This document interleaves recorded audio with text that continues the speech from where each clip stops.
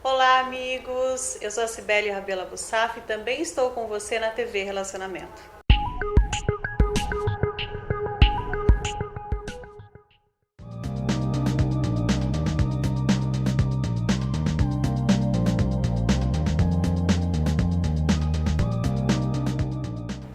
Olá, internautas! Iniciamos mais um programa Profissão Encantar e no quadro Você é Top, nós convidamos aí um cineasta muito top, daqueles que realmente dão orgulho quando você assiste um filme dele e, além disso, um excelente ator, Vicentini Gomes.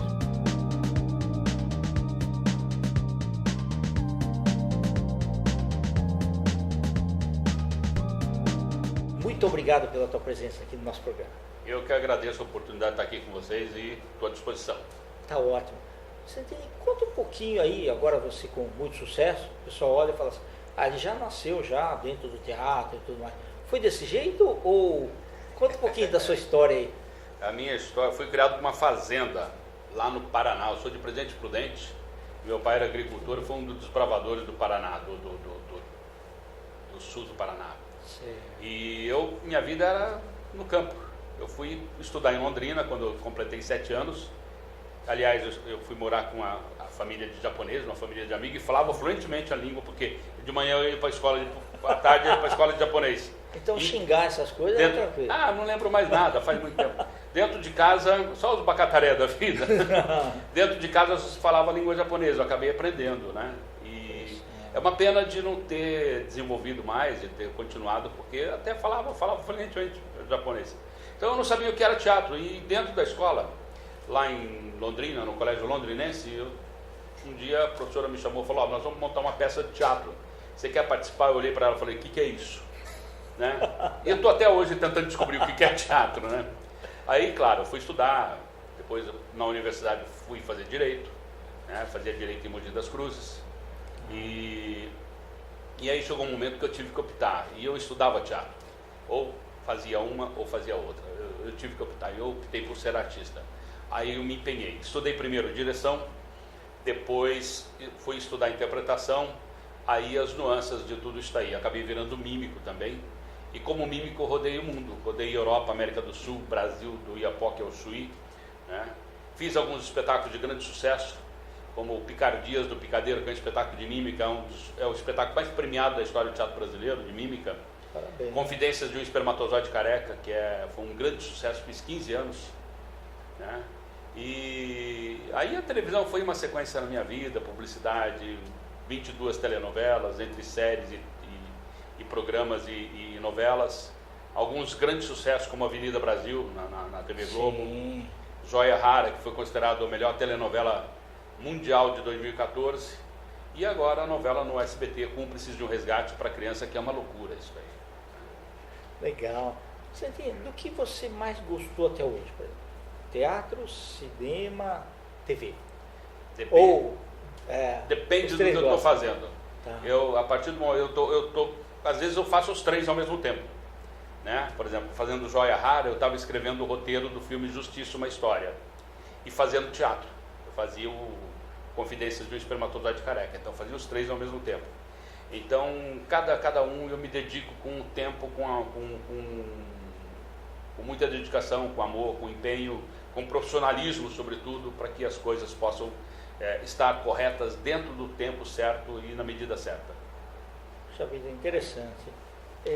Na parte de interpretação, você sabia que tinha que treinar. Os franceses, para o teatro isso acontece, né? Até acabei de fazer uma palestra agora, que está na internet, para a companhia Cidade de São José dos Campos, lá do Cláudio Mendel, e falando sobre a diferença entre atuar para teatro, cinema e televisão, né? São coisas distintas. No teatro você repete. Os franceses chamam os ensaios de repetição, né? Então a repetição te leva a um naturalismo, te leva à espontaneidade.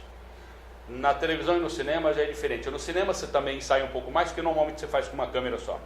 Então você repete várias vezes a mesma cena, então acaba ensaiando, acaba tendo...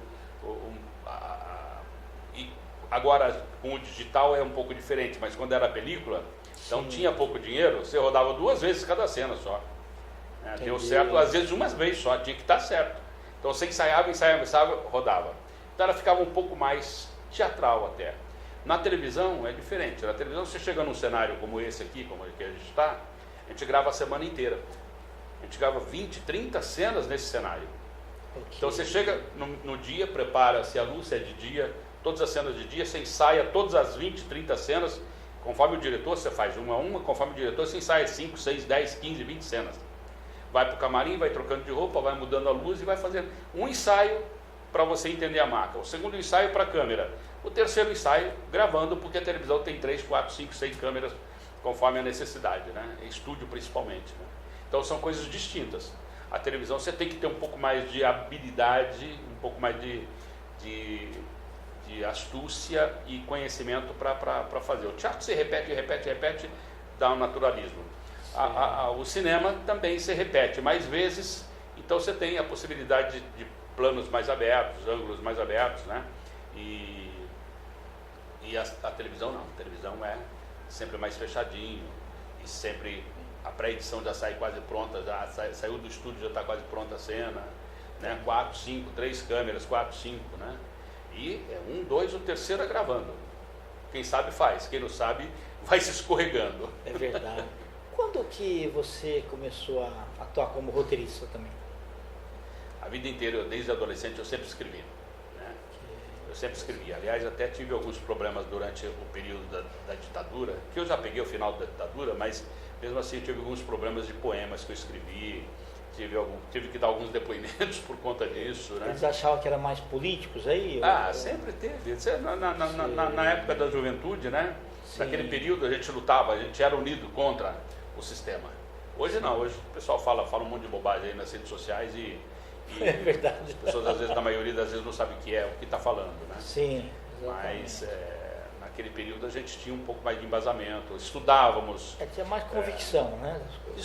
Tínhamos ideologia, né? Coisa que hoje não existe, é meio perdido. A palavra é muito usada a esmo e as pessoas pouco sabem o que é isso, né? Mas eu sempre escrevi e já desde pequeno eu sempre escrevi. Então, a partir de um dado momento eu fui estudar as técnicas de escrever, né? Também é diferente do teatro para o cinema, né? Sim. Literatura, conto, crônica, poema, tudo diferente. Cada um tem uma linguagem específica, são suas técnicas específicas, né? Perfeito. Ô Vicentini, e quando que deu estalo assim, falar, eu vou começar a dirigir? É a minha principal função. Desde sempre eu quis dirigir. Que legal. Atuar foi uma consequência na minha vida. Um ator começou a dar problema, eu entrei no lugar. Tá. Fiquei. Aí comecei a ser elogiado. Gostei dos elogios, continuei fazendo. Sim. Mas eu me afastei do palco. Novamente eu tive um outro problema com o ator. Entrei na cena e fiquei. Aí eu comecei a trabalhar um pouco mais no teatro como ator, na televisão, no cinema, né, como ator também. Então depende da oportunidade. Se eu estou dirigindo, eu estou dirigindo, eu não quero atuar. Okay. Se eu estou atuando, aí eu faço, não é comigo a direção, é com quem está coordenando. Eu não tomo ciência. Manda fazer, eu vou fazer. Né? Se precisar conversar, eu converso alguma coisa, mas cada função é distinta e você tem que respeitar em que parte você está. Certo. Quando você pega um roteiro para cinema, por exemplo, quando você lê o roteiro, na tua cabeça você já vai montando quase os enquadramentos necessários e você já pensa em quais atores, mais ou menos, para isso? Eu leio, às vezes as pessoas mandam, tem os colegas, a gente troca roteiro para dar opinião. O cinema, quando você já escreve, você tem que já escrever para que quem lê possa visualizar a imagem. Ok, né? Tá. Então a gente sempre pensa, quando você lê uma coisa, eu faria desta maneira, né? Ok. Entendeu? E você tem que ter esse discernimento e esse distanciamento. Ó, isso eu faria dessa maneira, mas é ele que está fazendo, então ele vai fazer desse jeito, eu estou do lado de cá, eu vou fazer, porque às vezes você não sabe, quem está lá atrás da câmera, quem está vendo no monitor é que sabe o que está acontecendo, né? Quem está aqui nunca sabe o que está acontecendo. O olhar é diferente, né? Totalmente. Tá. Tem caso em que empresa que está patrocinando o produtor inferir e falar, eu quero tais atores? Tem ocasiões assim? Olha, hoje está tão difícil essa relação de patrocinador, né? Quando você chega ao patrocinador, você já tem o projeto aprovado. Ok, Né? tá. Você já tem o projeto aprovado. E aí você já tem a indicação dos atores. Eu, quando escrevo um roteiro de cinema, por exemplo, eu penso nos atores que eu quero, que gostaria que fizesse aquele personagem. Então, na tua cabeça já vai materializando aquilo. Sim, você já escreve Você pensando. já pensa até nas cores, Vicentino? Sim, tudo. E a trilha sonora, como é que vai entrar? Aí isso é a última coisa que tem no cinema. Certo. A trilha sonora da imagem lá, a pessoa senta aqui e cria em função da... A trilha sonora do cinema é muito diferente da música. Às vezes você chama alguém conversa com alguém para fazer trilha, a pessoa já quer criar uma música. Não, música é uma coisa, trilha é outra. Às vezes uma nota dá o clima que se exige na cena. Certo. Então, uma nota, um blim, um blom, você cria um clima, você cria a função da música no filme é criar clima, né? Então, uma nota às vezes você cria um clima e é diferente. Perfeito. Santini, o teu filme lá, Histórias, né? Que eu cheguei a assistir ali no Cine Olido, muito bonito realmente, né? Parabéns, teve aquela exibição. Fala um pouquinho desse filme que talvez seja mais atual, né? Que você tenha feito agora. Por exemplo, Histórias, eu escrevi para que os dois protagonistas, os dois coronéis lá da cidade, um fosse o Juca de Oliveira, o outro Marcos Caruso. Ok. Quando eu fui pegar a documentação, o Juca tinha fechado uma temporada em Portugal. E o período que eu estava prevendo filmar, ele não estaria no Brasil. Então eu substituí o Juca pelo Carlo Briani. Certo. O Caruso não. Quando eu terminei e eu consegui dinheiro, o Caruso estava fazendo 2 novelas simultâneas na TV Globo. E não tinha possibilidade de utilizar o Caruso. Então eu chamei o Antônio Petrin, que tem mais ou menos a mesma característica, e os dois fizeram muito bem. Né? Fizeram muito bem, realmente. Mas maravilhoso. no Histórias, nós fizemos para comemorar o centenário de Presidente Prudente. Mas eu foquei principalmente no desbravamento do Oeste Paulista. Por quê? Porque aquela região não era habitada no início do século XX. Né? Até o final do século XIX, se você pegar os mapas daquela região, você vai ver território habitado por índios, sertão desconhecido. Até mapa de 1920 do estado de São Paulo, você tem essa descrição ainda. Né? E então eu contei o desbravamento do Oeste Paulista a partir do ponto de vista da ferrovia. A ferrovia foi saindo e em cada estação foi se criando cidades, né? Onde eles tinham para abastecer água, para colocar água, para trem, madeira, essas coisas, foi se criando cidade. Presidente Prudente é uma dessas cidades que foi desenvolvida a partir da ferrovia. Perfeito. Você chegou a conhecer as pessoas que estavam ainda vivas ainda e que chegaram a ver isso daí também? Eu conheci muita gente lá, eu estudei lá em Presidente Prudente, eu nasci lá, né? Então, voltei para Presidente Prudente em 65 e conheci, inclusive, um dos casos mais complicados que teve na cidade. Um jovem político ganhou a prefeitura e ele foi morto por uma pessoa. Eu estava próximo... No interior mesmo? No interior, ele foi morto a marretada, cabo de marreta. Ele estava indo inaugurar um cinema, saiu da prefeitura caminhando para inaugurar um cinema e o funcionário deu uma marretada na cabeça dele. E essa cena eu reconstituí no filme. Sim. Né? Essa cena eu reconstituí no filme. Inclusive eu fiz a cena, encenando a cena dentro de um galpão que é símbolo da cidade, que é o galpão do IBC. Okay. Que é um galpão maravilhoso, imenso, não tem um prego na sua construção, tudo em caixas de madeira, né? É um projeto de engenharia fantástico, né? Sim, fantástico, fantástico. Beleza. Eu conheci muito daquelas pessoas. Né? Bacana, muito legal. Santini, conta aí da tua peça aí também. Queria que você mostrasse. Pois eu estou em cartaz lá no Teatro Ruth Escobar até o final de setembro, com O Vendedor de Sacis e Outras Lorotas, sábados e domingos às 16 horas. É um texto que eu escrevi para trabalhar principalmente com o público da novela Cúmplices de um Resgate, né?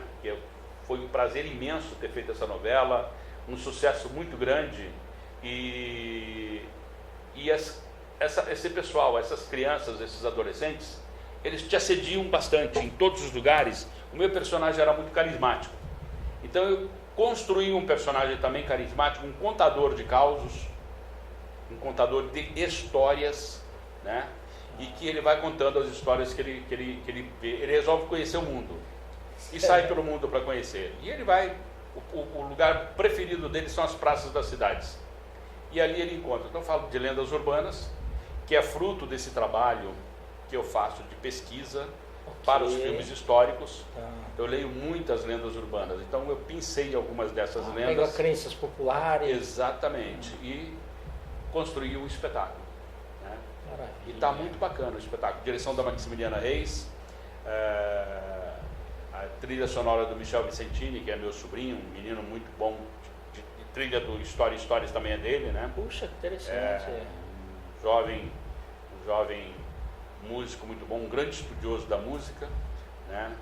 E a gente está muito feliz com o trabalho. Eu vou viajar para o Nordeste agora, né? Puxa, bacana. A partir de outubro e novembro eu estou lá para cima, com o espetáculo. E é uma satisfação grande você ver públicos diferentes, né? Pessoas diferentes o tempo todo, né? São mundos diferentes, exato, mas com um único objetivo, para a arte, né? Sim. Essa é a coisa mais importante, né? Okay. A gente pulsar e conjugar o fazer artístico, né? Estar presente, tanto a plateia como o artista, né? Cada um do seu lado, integrando nessa conjuntura, nessa comunhão de espírito que é o fazer arte. Perfeito. Ô Vicentino, e aí você, por exemplo, vai para o Nordeste lá, quando você tem um tempinho, você pega papel e começa a rascunhar alguma coisa? Não, eu escrevo todo dia. Puxa, que bacana. Todo dia. O hábito já. Pelo menos 15 minutos eu chego, eu posso estar cansado. Às vezes eu vou para a cama, eu pego uma caneta, um papel, eu fico pensando, eu escrevo qualquer coisa. Não for uma bobagem, eu escrevo. Né? Eu escrevo.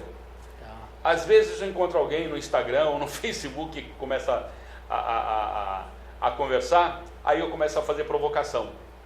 Por quê? Eu estou pensando num personagem.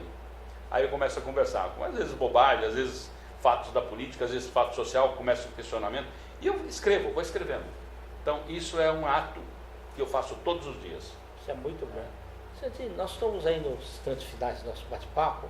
Eu queria que você deixasse uma mensagem para os jovens atores, né, que estão começando aí escolas de teatro e que sonham um dia ser grandes estrelas, grandes astros do teatro, cinema, televisão.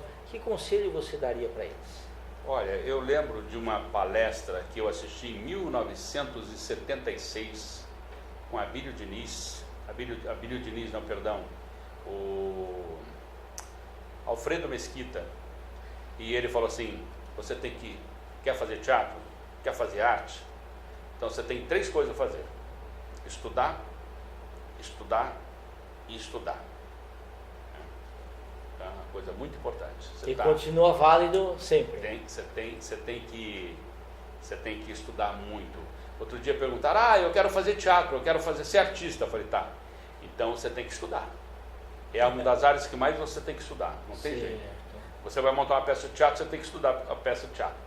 Você tem que estudar política, sociologia, ética, religião, tem que conhecer personagem, psicologia, né? Você vai fazer um filme, você tem que estudar o personagem. Você vai escrever você tem que pesquisar o período que você está fazendo. Você tem que ter conhecimento, então tem que ler, estudar. É uma coisa muito importante. A vida de artista não é só glamour, como todo mundo pensa, não. A gente rala muito. Você quer deixar algum contato seu? Olha, o meu site, www.vicentini.com.br, ou lá no Facebook a gente pode se falar também, né? Vicentini Gomes com Z, a gente faz contato lá, ou no Instagram também, é só pelo direct lá, para mandar uma mensagem que a gente está sempre à disposição. Okay. Vicentini, muito obrigado aí, muito honrado em poder bater esse papo com você. Eu que agradeço a oportunidade de estar aqui com você, nesse espaço tão interessante, tão bacana aqui. Ok, obrigado. Internautas, então, com os agradecimentos aí ao grande cineasta Vicentini Gomes, nós finalizamos mais um quadro Você é Top. Um grande abraço e até a próxima.